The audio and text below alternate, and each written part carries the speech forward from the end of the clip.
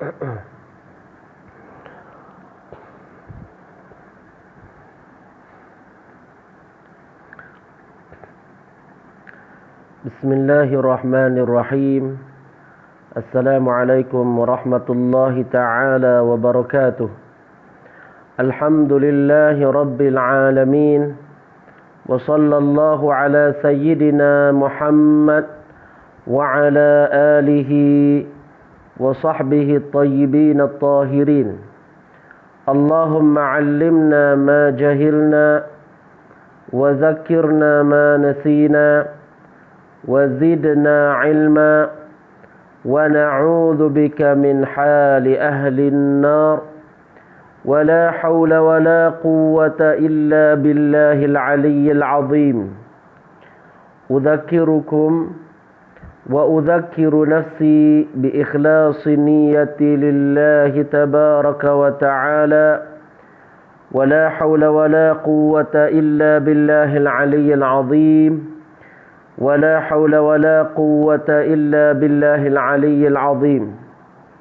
Ahbabana al-kiram, sidang penonton, warga masjid, sidang penonton yang dirahmati oleh Allah Subhanahu wa taala. InsyaAllah pada pagi ini kita bertemu buat pertemuan yang kedua, jilsah yang kedua. Kita membahaskan sebuah kitab yang sangat masyhur, yaitu kitab Syu'abil Iman, mukhtasar Syu'abil Iman bagi Imam Al-Baihaqi yang dikarang oleh Syekh Abul Qasim Umar bin Abdul Rahman Al-Qazwini Asy-Syafi'i rahimahullahu ta'ala. Pada minggu yang pada bulan yang sebelum ini kita telah sebut tentang kita telah sebut tentang Bismillahirrahmanirrahim, dan kita telah sebut kenapa para ulama biasanya apabila mereka karang kitab, mereka memulakan kitab mereka dengan Bismillahirrahmanirrahim. Dan kita telah sebut tentang makna Allah, dan kita telah sebut tentang makna Ar-Rahman, dan kita telah sebut pada pertemuan kita yang lalu tentang makna Ar-Rahim. Dan kita telah menyebut tentang beberapa isu yang berkaitan dengan nama-nama Allah Ta'ala, terutama kalimah Allah, kalimah Ar-Rahman. Dan kita telah sebut bahawa di sana ada nama-nama Allah Subhanahu wa Ta'ala yang khas, tidak boleh kita namakan kepada selainnya. Dan di sana ada nama-nama Allah yang tidak khas, yang ia nama Allah dan juga dinamakan kepada selain Allah, seperti Ar-Rahim. Dan insya-Allah pada pertemuan ini kita akan masuk pada awal kitab kita ini, muqaddimahnya. Kata pengarang kitab rahimahullahu ta'ala, Bismillahirrahmanirrahim. Alhamdulillahi rabbil alamin. Alhamdulillahi rabbil alamin, yakni segala puji bagi Allah Rabbil alamin, yang dia adalah pencipta, dia adalah Tuhan bagi sekalian alam. Alhamdulillah maknanya seseorang itu dia mengucapkan syukur dan pujian kepada Allah Subhanahu wa ta'ala dengan menggunakan lidahnya. Itu makna alhamdulillah. Dia memuji Allah, memuji Al-Mun'im, memuji Tuhan yang mengkurniakan nikmat-nikmat yang Tuhan tersebut yang berhak disembah dengan sebenar-benarnya. Maka Allah Subhanahu wa ta'ala dia yang menjadikan, yang memberikan, yang mengurniakan nikmat-nikmat tersebut. Maka alhamdulillah ia adalah pujian dan ucapan syukur yang disebut dengan lidah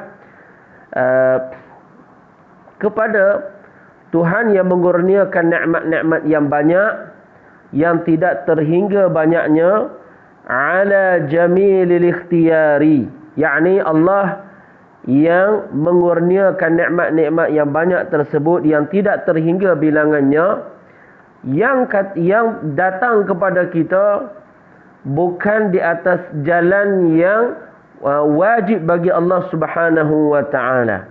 Kerana tidak ada sesuatu perkara pun yang wajib ke atas Allah Subhanahu wa taala. Tak ada perkara yang wajib ke atas Allah Subhanahu wa taala. Datangnya nikmat-nikmat tersebut kepada kita dengan kepelbagaian nikmat, maka semuanya itu di atas perkara, di atas jalan yang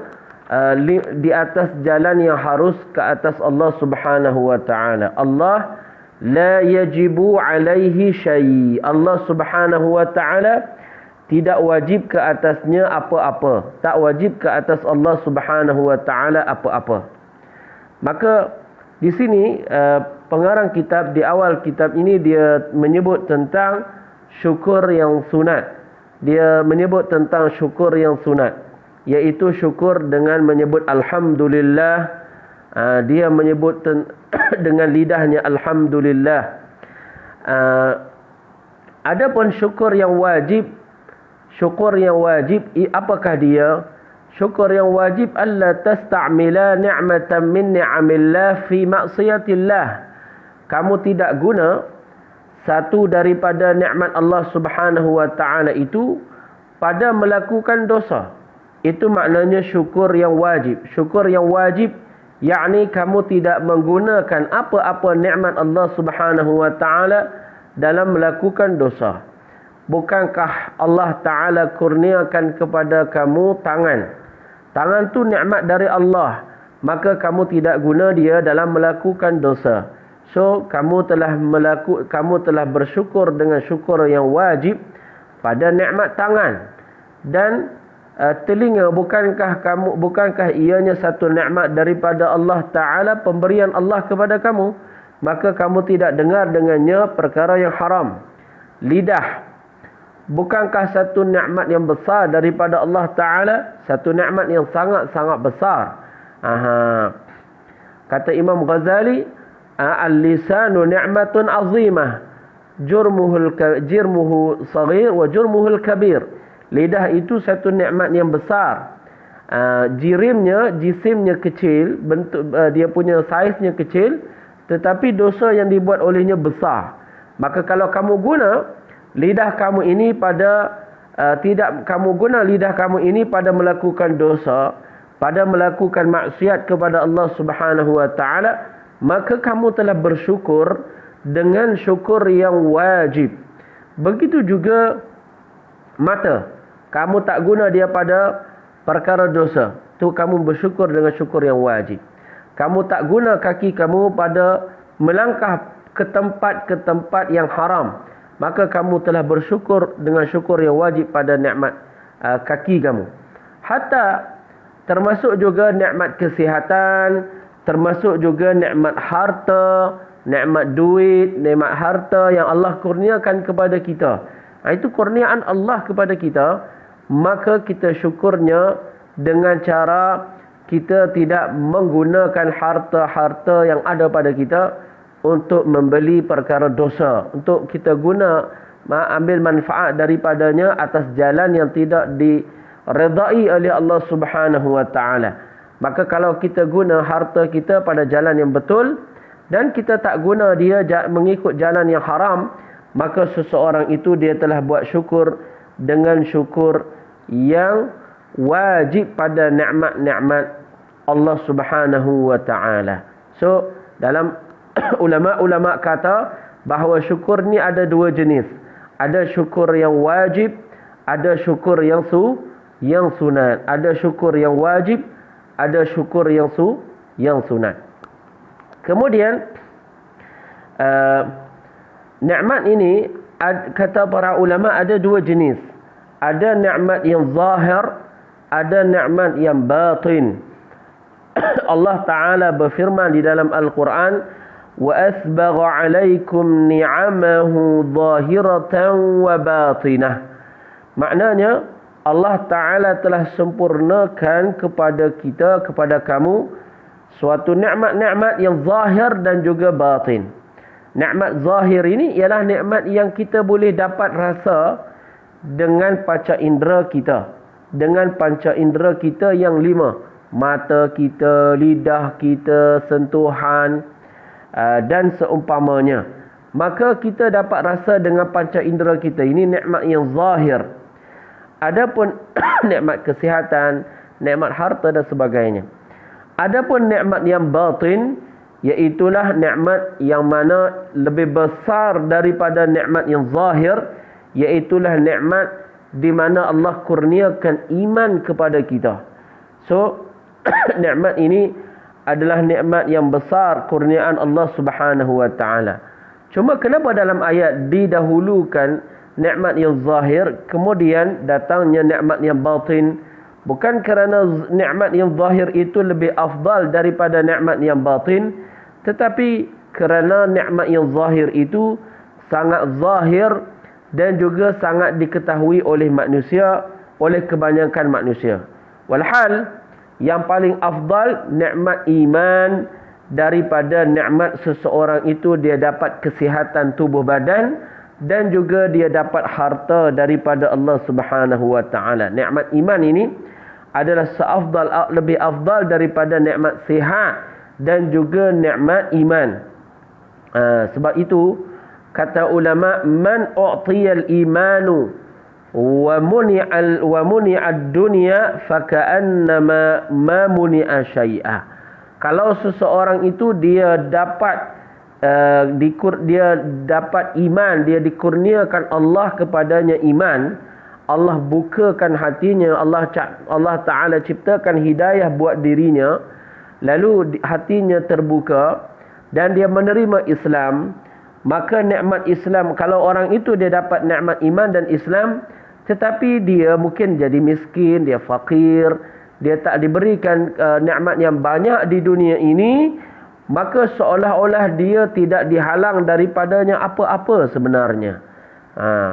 Adapun kalau kiranya sebaliknya, kata ulama, wa man u'tiya ad-dunya wa muniyal iman faka'annama ma a'ta syai'ah.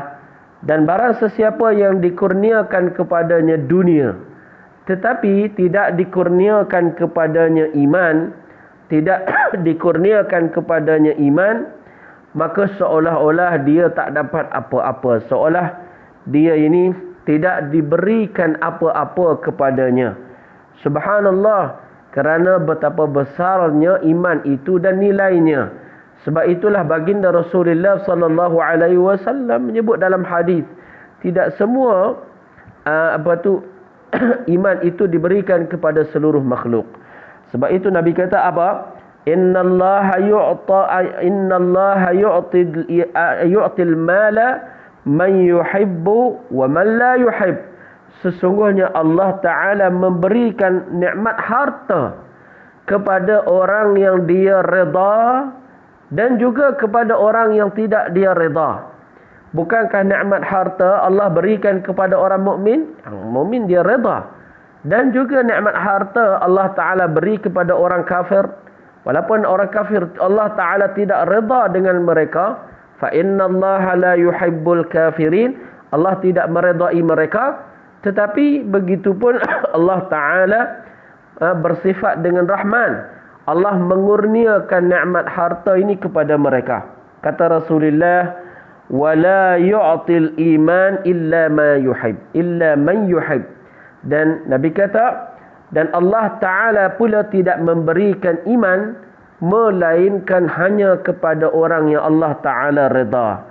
Subhanallah, ini menunjukkan betapa besar hadis ini, menunjukkan betapa besar nikmat iman itu dikurniakan kepada kita. Maka hendaklah kita jaga nikmat yang besar ini dan kita terus buat ibadah kepada Allah Subhanahu wa taala. Kita terus menghadiri majlis ilmu dan kita meninggalkan dosa-dosa, dan Allah Ta'ala berfirman, wa'bud rabbaka hatta ya'tiyakal yaqin.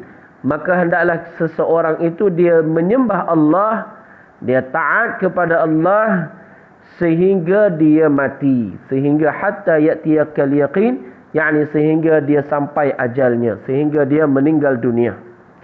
Maka ini yang kita maksudkan dengan alhamdulillah Rabbil alamin, Tuhan yang memiliki sekalian alam. Rabb maknanya Malik, al-alamin sekalian alam, maknanya Tuhan bagi sekalian makhluk.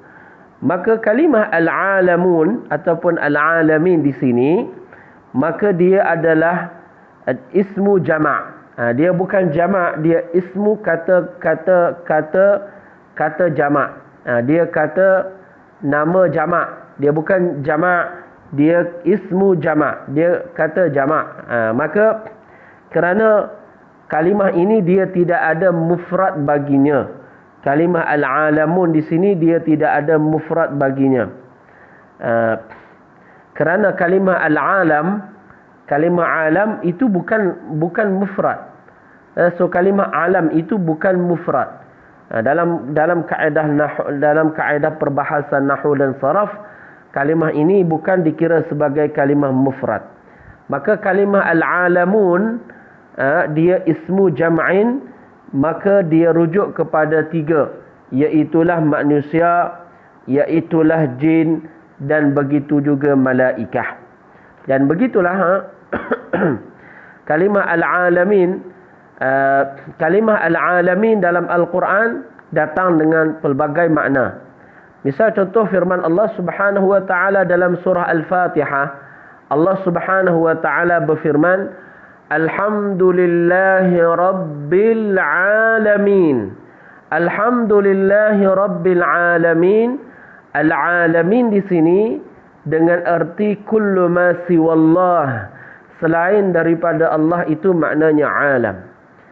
Selain daripada Allah itu namanya alam, dan alam itu dinamakan dia dengan alam kerana dia tanda, dia menunjukkan akan kewujudan Allah Subhanahu wa ta'ala. Dan kadang-kadang kalimah al-alam juga datang dengan makna manusia dan juga jin. Seperti firman Allah Subhanahu wa ta'ala, liyakuna lil'alamina nadhira. Maka diutuskan Nabi itu supaya menjadi peringatan bagi sekalian alamin. Sekalian alamin itu rujuk kepada manusia dan jin. Tak termasuk di dalamnya malaikat. Kerana kata ulama, al-malaikatu, malaikat itu, walaupun mereka itu mukallaf, mereka ada pilihan bagi mereka, tetapi Allah Ta'ala telah menjadikan tabiat diri mereka ini, mereka tidak memilih, melainkan mereka memilih ketaatan kepada Allah Subhanahu wa Ta'ala sahaja. Tidak ada di kalangan malaikat yang melakukan dosa. Maka Allah Ta'ala sebut dalam Al-Quran, la ya'suna Allah ma amarahum wa yaf'aluna ma yu'marun. Ya, la ya'suna Allah ma amarahum wa yaf'aluna ma yu'marun. Ayat ini memberi maksud kepada kita bahawa para malaikat itu, mereka tak melakukan dosa kepada Allah Subhanahu wa ta'ala, dan mereka melakukan apa sahaja perintah yang diperintahkan oleh Allah Subhanahu wa ta'ala. Mereka melakukan apa sahaja yang diperintahkan oleh Allah Subhanahu wa ta'ala. Maka firman Allah, liyakuna lil'alamina nadhira, maknanya Nabi Muhammad itu dia peringatan kepada sekalian manusia dan sekalian jin, dan tak termasuk dalam ayat itu malaikah. Maka alhamdulillahi rabbil alamin di sini maknanya kullu ma siwallah, selain daripada Allah itu adalah alam, dan alam itu dinamakan dia dengan alam kerana dia tanda kewujudan Allah Subhanahu wa ta'ala. Maka tidak ada di dunia ini sesuatu yang bergerak, dan tidak ada di dunia ini sesuatu yang diam, melainkan dia adalah tanda tentang kewujudan Allah Subhanahu wa ta'ala. Kemudian kata Al-Imam Al-Qazwini Al-Syafi'i, bila dia buat mukhtasar, buat ikhtisar bagi kitab Syu'abil Iman, maka dia kata wassalatu wassalamu ala sayyidil mursalin. Wassalatu wassalamu ala sayyidil mursalin, maknanya dan salat dan selawat dan salam ke atas penghulu bagi sekalian anbiya al-mursalin. Salat dan selawat. Salat, apabila kita sebut as-salatu, maknanya at-ta'zim. Maknanya seseorang itu dia mengagungkan Nabi. Bila kita sebut selawat, maknanya kita mengagungkan Nabi SAW. Bila kita sebut Allahumma salli ala sayyidina Muhammad, atau dengan sirah-sirah yang lain daripada selawat ke atas Nabi SAW, general bagi makna semua selawat-selawat ini, hatta bila disebut oleh pengarang kitab wassalatu wassalamu ala sayyidil mursalin, selawat dan salam. Selawat di sini maknanya kita doa, iaitu kita buat doa kepada Allah Subhanahu wa taala supaya Allah taala menambahkan bagi Rasulullah, bagi Nabi kita Muhammad, kedudukan yang tinggi, martabat yang tinggi, dan kedudukan yang terpuji. Kita mohon daripada Allah Subhanahu wa taala supaya Allah tambahkan ketinggian martabat kepada baginda Rasulullah sallallahu alaihi wasallam. Itulah maknanya bila kita kata kita berselawat ke atas Nabi. Kita berselawat ke atas Nabi. Itu maknanya. Dan selawat ini biasanya dilampirkan dengan salam. Selawat dan salam. Salam maknanya al-aman. Kita mohon bagi Rasulullah keamanan. Bila kita sebut salam ke atas Rasulullah, maknanya kita buat doa juga kepada Allah Subhanahu wa taala supaya Allah taala berikan kepada Rasulullah keamanan dan ketenteraman mimma yakhafuhu ala ummatihi, daripada perkara-perkara yang dibimbangi, yang dikhawatiri terhadap umatnya. Itu makna selawat dan salam ke atas Nabi kita sallallahu alaihi wasallam. Kemudian selawat dan salam itu ala sayyidil mursalin, ke atas penghulu bagi sekalian mursalin. Di sini sekalian mursalin di sini maknanya sekalian para anbiya. Rasul, kalimah Rasul di dalam bahasa Arab kadang-kadang disebut dengan makna Nabi, kadang-kadang disebut dengan makna Rasul juga. Kalimah Al-Mursalin macam itu, kadang dimaksudkan dengannya Nabi lagi Rasul, dan dimaksudkan dengannya Nabiyun ghairur Rasul. Kadang disebut juga dengan makna Nabi yang bukan Rasul. So, ada perbezaan ke di antara Nabi yang ia Rasul dengan Nabi yang bukan Rasul? Ada perbezaan. Disebabkan itu warid dalam hadis Rasulullah sallallahu alaihi wasallam, jumlah semua para anbiya itu adalah 124,000 jumlah mereka. Dari jumlah tersebut ada 313 para rasul. Jumlah daripada jumlah 124,000 di kalangan para anbiya yang bukan yang para anbiya itu ada sebilangan daripada mereka, iaitulah 313 mengikut riwayat Ibnu Hibban, mereka itu adalah rasul.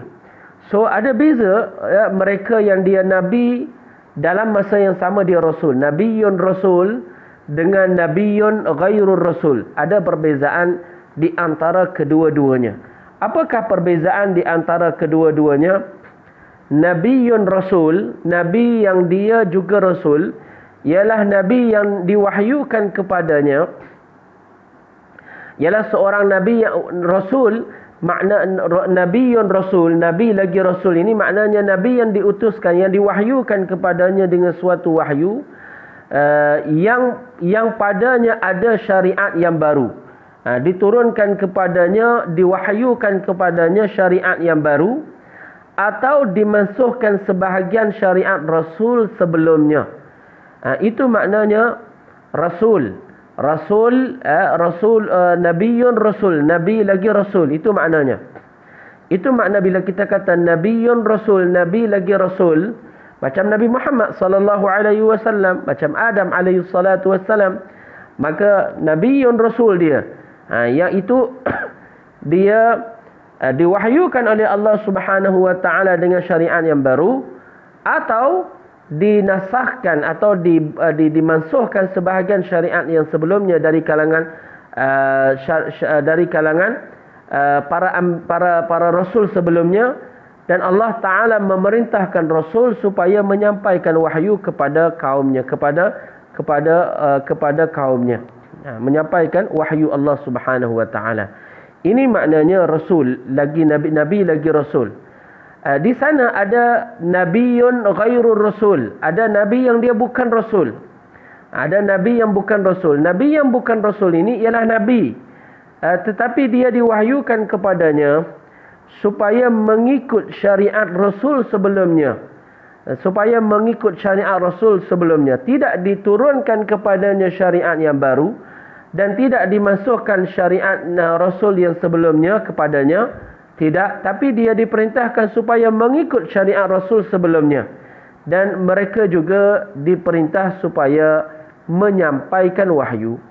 Maka yang menjadi perbezaan di antara Nabi dan Rasul ialah Rasul, yang dia Nabi lagi Rasul ini, dia diturunkan kepadanya syariat yang baru atau dimasukkan padanya syariat yang sebelumnya, sebahagian daripada syariat yang sebelumnya.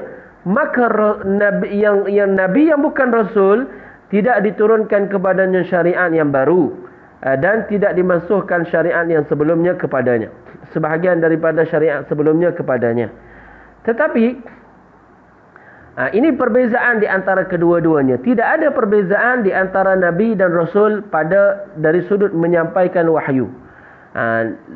Sebagaimana rasul, nabiyun rasul, nabi lagi rasul itu menyampaikan wahyu, begitu juga nabi yang tidak rasul juga mereka menyampaikan wahyu Allah Subhanahu wa taala. Dan ini berdasarkan dalil di dalam Al-Quran. Allah taala berfirman di dalam Al-Quran, Allah Subhanahu wa taala berfirman, "Faba'atha Allahu an-nabiyyina mubashshirina wa munzirin." Maka Allah Subhanahu wa taala utuskan para anbiya, para nabi itu, mubashirin menyampaikan berita gembira, dan juga wa munzirin dan menyampaikan peringatan tentang adanya neraka, menyampaikan berita gembira tentang adanya syurga bagi orang yang taat kepada Allah, dan menyampaikan peringatan tentang adanya neraka bagi orang yang ingkar, orang yang kafir tentang adanya neraka. Maka perkara ini hanya dapat dilakukan dengan menyampaikan kepada mereka. Maka diutuskan para anbiya ini kepada kaumnya, dan makna pengutusan ialah mereka menyampaikan wahyu. Bukan kata mereka diutuskan kepada kaumnya lalu dia diam tak menyampaikan kepada kaumnya. Kalaulah umat Nabi Muhammad, Nabi SAW kata, "Ballighu anni walau ayah." Sampaikan daripadaku walaupun satu ayat.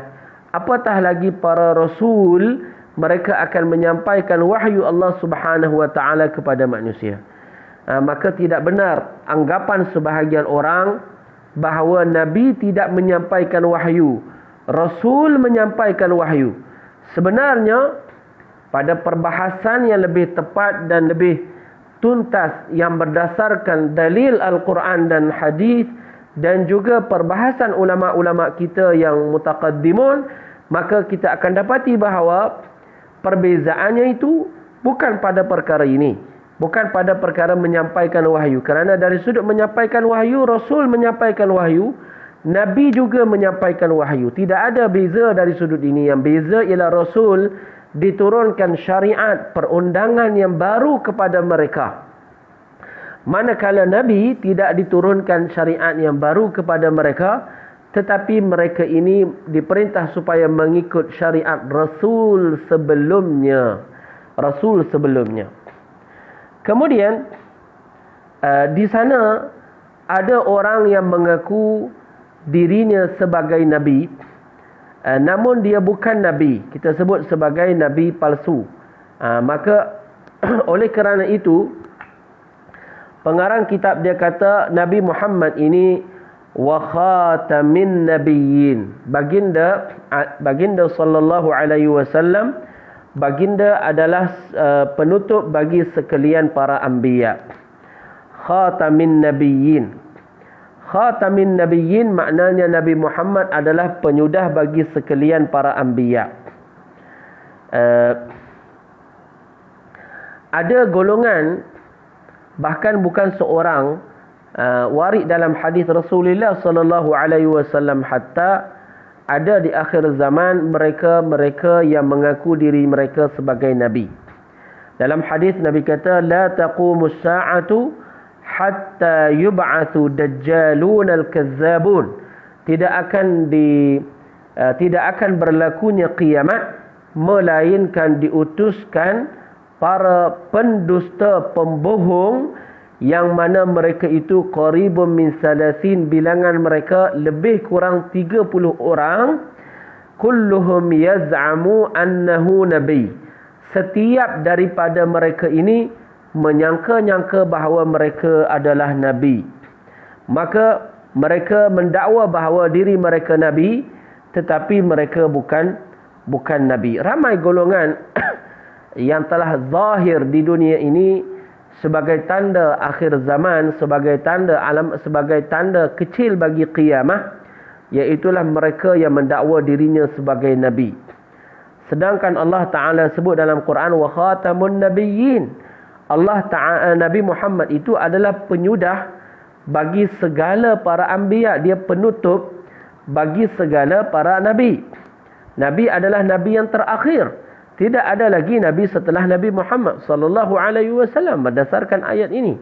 Maka di dalam sejarah timbul golongan yang mengaku diri mereka sebagai nabi seperti Musailamatul Kazzab. Musailamatul Kazzab ini di antara mereka yang mengaku dirinya sebagai nabi.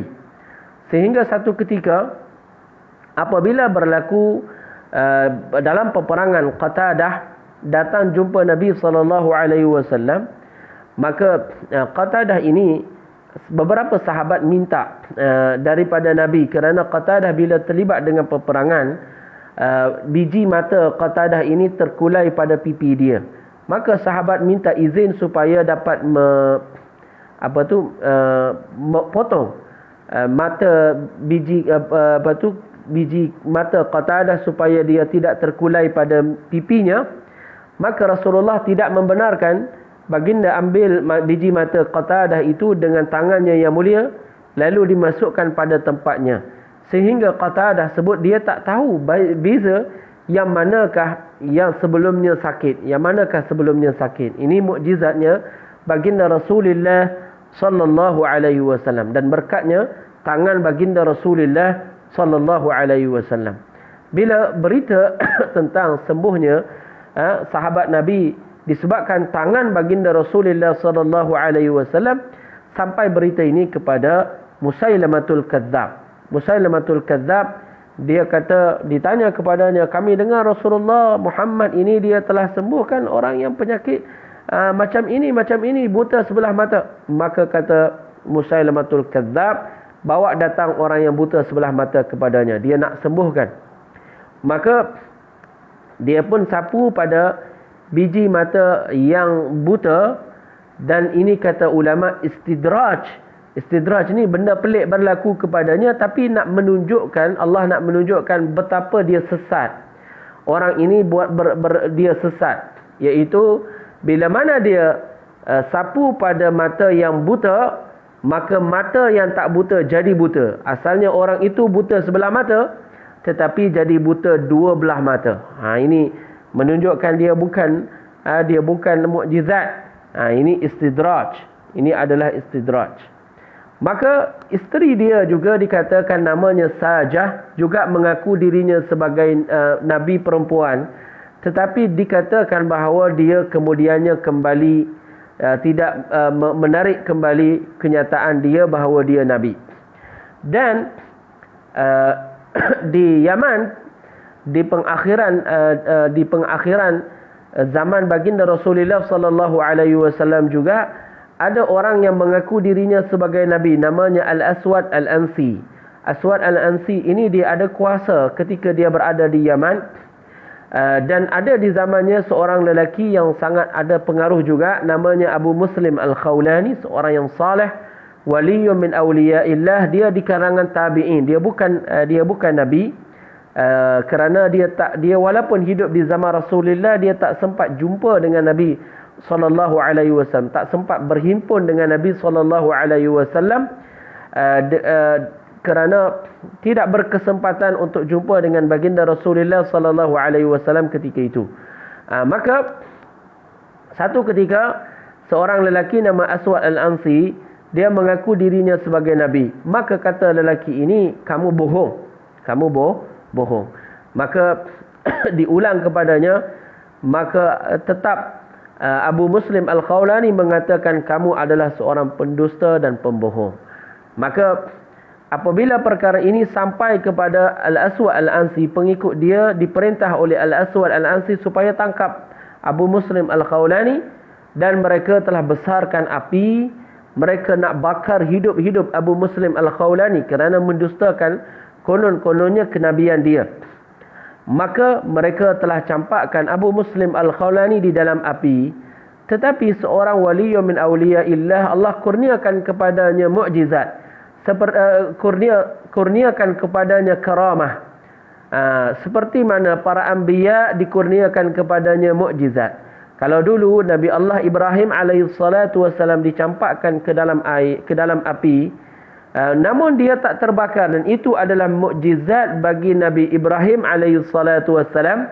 Namun dalam kalangan umat Nabi Muhammad ada seorang lelaki namanya Abu Muslim Al-Khawlani, dicampak dia di dalam api tetapi tidak terbakar. Bukan ini mukjizat, tetapi ini adalah karamah yang menunjukkan betapa sempurna dia mengikuti nabinya Muhammad sallallahu alaihi wasallam. Maka Allah muliakan dia dengan diberikan kepadanya karamah ini.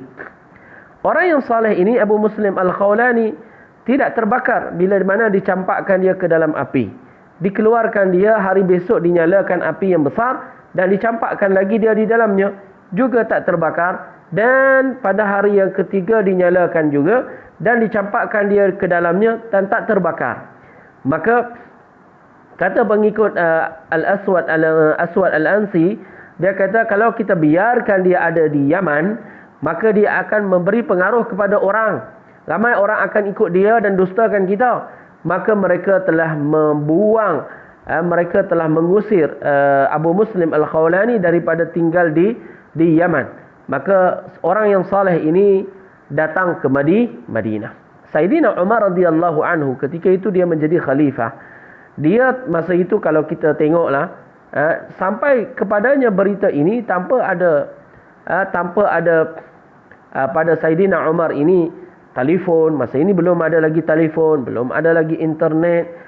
Persoalan yang akan timbul kepada kita, bagaimana dia boleh kenal Abu Muslim Al-Khawlani? Melainkan kata ulama, min babil kasyaf, Allah Ta'ala membuka hijab kepadanya sehingga dibukakan hatinya, dapat mengenali orang yang datang kepadanya itu adalah Abu Muslim Al-Khawlani. Maka apabila sampai seusai Abu Muslim Al-Khawlani di Madinatul Munawwarah, di Masjid An-Nabawi, maka datang Sayyidina Umar kepada dia, Abu Muslim Al-Khawlani, kamu ini Abu Muslim Al-Khawlani? Maka dia kata, iya, Abu Muslim Al-Khawlani. Tanpa bercakap banyak, maka Sayyiduna Umar radhiyallahu an telah mencium di antara kedua telinganya, di dahinya. Maka dia kata, alhamdulillah, segala puji bagi Allah Ta'ala kerana dia telah menjadikan ada dalam kalangan umat Nabi Muhammad sallallahu alaihi wasallam diberikan kemuliaan seperti apa yang diberikan kepada Khalilur Rahman Ibrahim alaihi salatu wassalam. Nabi Allah Ibrahim alaihi salatu wassalam. Bagaimana Ibrahim alaihi salatu wassalam Allah zahirkan mukjizat baginya, maka dia dicampakkan dalam api, tidak terbakar. Manakala Abu Muslim Al-Khawlani, Allah Ta'ala zahirkan karamah baginya, dicampakkan dia ke dalam api namun tidak terbakar. Yang ini yang berlaku kepada Nabi Allah Ibrahim itu namanya mukjizat. Yang berlaku kepada Abu Muslim Al-Khawlani itu dinamakan sebagai karamah. Dan ini sabit dengan hadis-hadis yang menyebut tentang kisah ini. Kemudian juga di sebahagian negara seperti India timbul seorang lelaki juga yang mendakwa dirinya sebagai Nabi. Nama lelaki ini ialah Mirza Ghulam Ahmad. Ghulam Ahmad namanya. Dikatakan Syekh Abdullah Al-Ghumari, Al-Hafiz Abdullah Al-Ghumari mengatakan bahawa dia mati dengan mati yang su'ul khatimah. Mati di dalam khalaq, mati dalam tandas, mati dengan su'ul khatimah. Dikatakan mati dia kepalanya di dalam tandas. Wal'ayazubillahi ta'ala. Lelaki ini dia berada di zaman penjajahan negara India dan Pakistan. Dipisahkan kedua-duanya. Masa itu datang Inggeris untuk jajah tanah dia. Masyarakat tidak terima dakwahnya. Maka ketika itu dia telah bersetongkol dengan Inggeris. Lalu dia kata tidak ada jihad di dalam Islam, tidak ada perjuangan untuk memperjuangkan tanah India pada ketika itu. Maka masyarakat tidak ikut dia. Maka yang jaga dia ialah orang Inggeris dan dibawa dia ceramah di merata-rata tempat, sehingga hari ini pengikut Qadian ini diberi kedudukan istimewa di negara Inggeris. Kemudian Mirza Ghulam Ahmad ini dia mengaku dirinya sebagai Nabi. Dan kadang sebahagian daripada pengikut mereka ini mengatakan dia ini zillun nubuwah. Mereka kata nubuwatuhu nubuwatun zilliyah. Kenabian dia itu ialah kenabian yang berbentuk bayangan. Maknanya dia berada di bawah bayangan Sayyidina Nabi SAW. Sama ada seseorang itu dia kata bahawa dia Nabi yang mustaqil, yang tak ada kaitan dengan Nabi-Nabi yang lain. Ataupun dia kata Nabi yang ada kaitan dengan yang lain. Dia kata saya ini di bawah kenabian Muhammad. Saya Nabi adalah Nabi yang di bawah kenabian Nabi Muhammad. Maka kedua-duanya adalah kenyataan yang mengeluarkan seseorang itu daripada Islam. Tidak harus seseorang itu dia mendakwa dirinya sebagai Nabi setelah kenabian Rasulullah sallallahu alaihi wasallam. Kerana Allah Ta'ala sebut dalam Quran, wa khatamun nabiyyin. Tidak ada lagi kenabian setelah Nabi Muhammad sallallahu alaihi wasallam. Maka ini di India dan di Malaysia juga ketika dulu ada seorang lelaki juga yang mengatakan dirinya Nabi, yang disebut dengan Kaha di Ulu Kelang dulu, ditangkap oleh Jais, maka dia mengaku dirinya sebagai Nabi.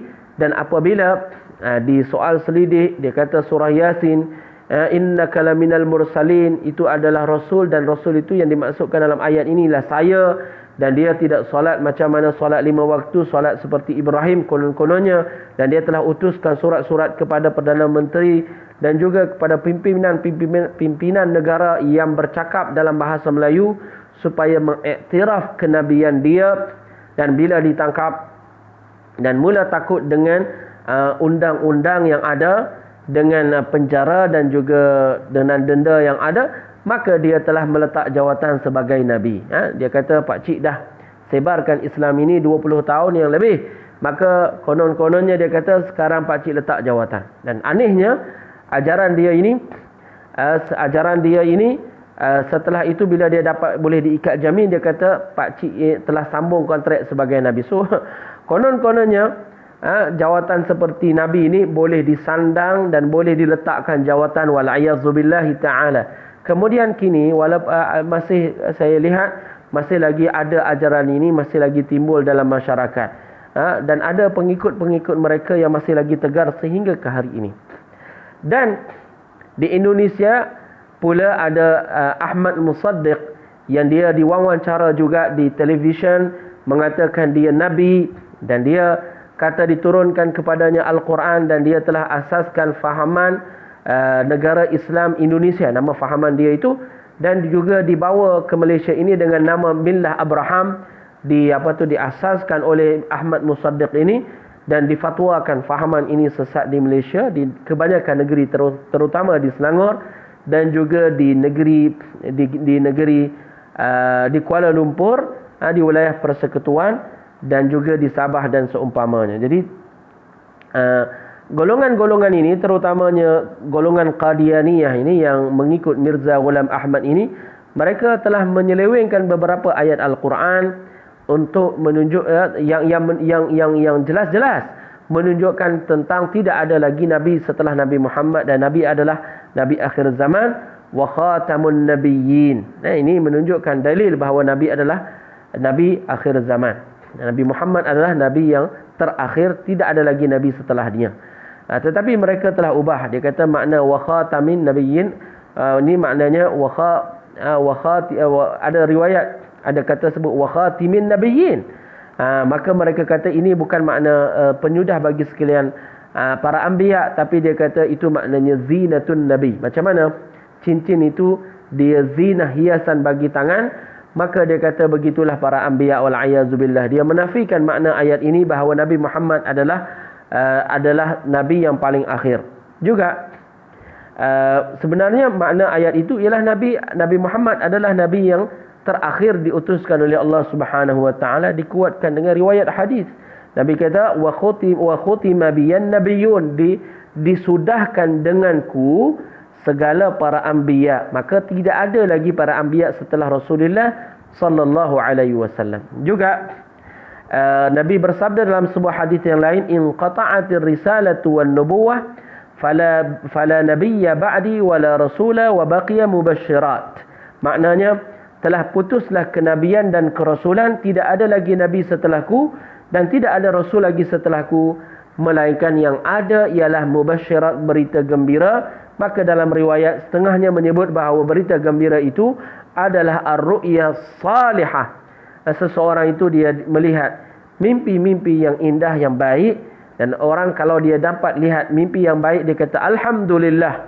Dia nampak mimpi dia masuk dalam syurga, misalnya contoh ada lihat Rasulullah dalam mimpinya, maka dia kata alhamdulillah, mimpi yang baik, maka kita sebut alhamdulillah. Mimpi yang buruk kita kata a'udzu billahi minasyaitonir rajim. Wa qa'idil ghurril muhajjalin, Nabi Muhammad itu adalah ketua al-ghurr. Al-ghurr ini rujuk kepada umat Nabi Muhammad, yang mana mereka ketika mereka buat wudu, mereka melebihkan dalam basuhan muka daripada kawasan yang diwajibkan oleh Allah Subhanahu wa taala. Mereka melebihkan kawasan muka. Maka itu makna ghurrah, maknanya umat Nabi Muhammad yang mana ketika mereka wudu, mereka menyapu kawasan yang fardu dan mereka lebihkan kawasan itu. Mereka melebihkan pada kawasan basuhan di wajahnya. Al-muhajjalin yakni rujuk kepada umat Nabi Muhammad juga, yang mana bila mereka buat wudu, mereka melebihkan kawasan, membasuh kawasan lengan. Mereka membasuh lengan sampai ke siku, mereka lebihkan sampailah ke atas lagi, sampai ke lengan. Dan bila mereka basuh kaki sampai ke buku lali, mereka lebihkan sehingga sampai ke lutut. Maka umat Nabi Muhammad yang buat ini, nanti di hari akhirat, tempat-tempat yang mereka buat wudu ini akan bersinar dengan cahaya. Akan bersinar dengan cahaya. Dalam keadaan macam ini, mereka ini dipanggil di hari kiamat nanti.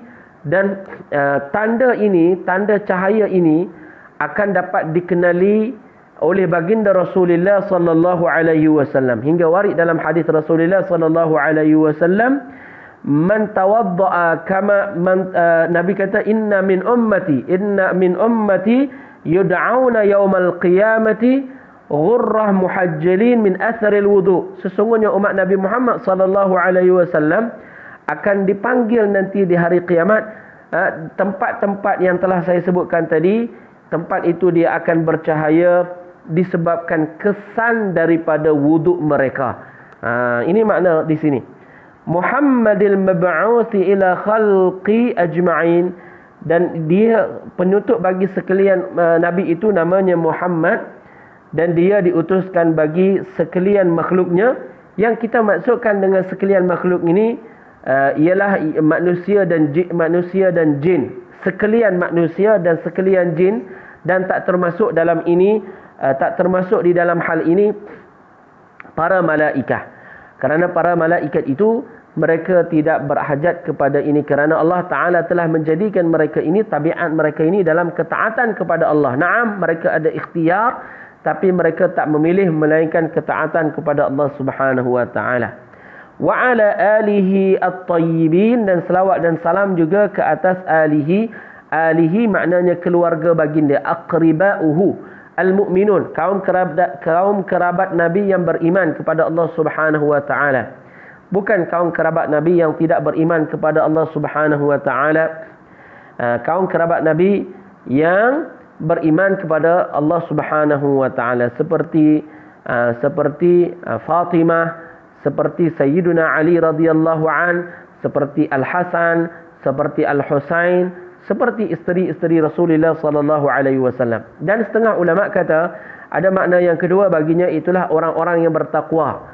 Orang-orang yang bertakwa, yaknilah orang yang melaksanakan segala yang wajib dan meninggalkan segala yang dilarang oleh Allah Ta'ala. Wa sahbihi at-tahirin, dan selawat dan salam juga ke atas para sahabatnya yang suci.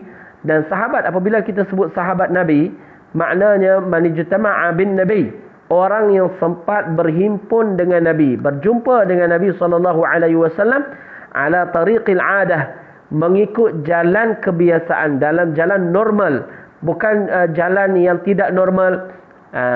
Dan dia mati dalam keadaan dia beriman dengan baginda Rasulullah SAW. Maka kalau seseorang tu dia hidup di zaman baginda Rasulullah, tapi dia tak sempat berjumpa dengan Nabi, dia bukan Nabi.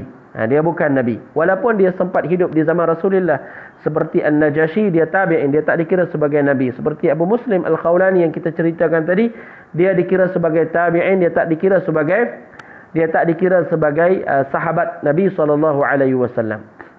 Dan terkeluar daripada ta'rif ini, orang yang jatuh murtad, orang yang dia beriman, kemudian dia jatuh murtad, dia tak peluk Islam kembali, maka ini juga tidak dikira sahabat. Walaupun di awalnya dia telah memeluk Islam, kemudian bila dia jatuh murtad dan dia mati di atas kemurtadan, maka dia tak dikira sebagai sahabat. Adapun kalau dia murtad setelah wafatnya Rasulullah, dia murtad, kemudian dia kembali kepada agama Islam setelah itu, dan dia mati ke atas agama Islam, seperti beberapa orang yang menulis wahyu sebelum ini, katabatul wahyi, maka dikira dia sebagai sahabat. Dan segala periwayatannya daripada Nabi SAW dikira, diriwayatkan dan dikira sebagai udulur riwayah, disebut sebagai adil dalam periwayatan hadis baginda Rasulullah SAW. Kemudian dia kata wa ummatihil muttaqin, dan juga selawat dan salam ke atas umat Nabi Muhammad yang salihin. Muttaqin di sini yang bertakwa, yakni yang salih. Apa maknanya yang bertakwa? Yakni alladhi yu'addil wajibat wa yajtanibul muharramat, yang melaksanakan segala kewajipan-kewajipan dan yang meninggalkan segala larangan-larangan. Dan yang terakhir pada muqaddimah kita ini, dia kata wa azwajihi ummahatil mu'minin, dan juga selawat dan salam ke atas isteri-isteri Nabi SAW yang mereka itu adalah ummahatil mu'minin. Ummahatil mu'minin ini satu gelaran ke atas, hanya satu gelaran yang diberikan kepada isteri-isteri baginda Rasulullah SAW. Setiap daripada isteri baginda disebut sebagai ummul mu'minin, dan ini lit'azim. Gelaran ini adalah nak memuliakan isteri baginda Rasulullah SAW, bahawa mereka itu suci, bahawa mereka itu tidak dinikahi setelah wafatnya baginda Rasulullah SAW. InsyaAllah tuan-tuan yang dirahmati oleh Allah Subhanahu wa taala, setelah kita sebut muqaddimah ini, nanti kita akan sebut tentang hadis yang akan disebutkan oleh pengarang kitab pada pertemuan kita yang akan datang. InsyaAllah sampai di sini. Aqulu qawli hadha, barakallahu fikum wa ahsanallahu ilaikum wa jazakumullahu khairan katsira. Jangan lupa kelas kita pada setiap bulan, pada minggu yang keempat, pada setiap bulan minggu yang keempat, insya-Allah kita akan khatamkan kitab Syu'abil Iman yang ia mukhtasar bagi kitab Imam Al-Baihaqi dikarang oleh Syekh Abdul Qasim Umar bin Abdul Rahman Al-Qazwini Asy-Syafi'i. Semoga kita dapat manfaat daripada hadis-hadis Rasulullah sallallahu alaihi wasallam dan kita dapat manfaat daripada karangan imam yang besar ini. Maka sekadar ini aqulu qawli hadza, barakallahu fikum wa ahsanallahu ilaikum wa jazakumullahu khairan katsira. Assalamualaikum warahmatullahi wabarakatuh.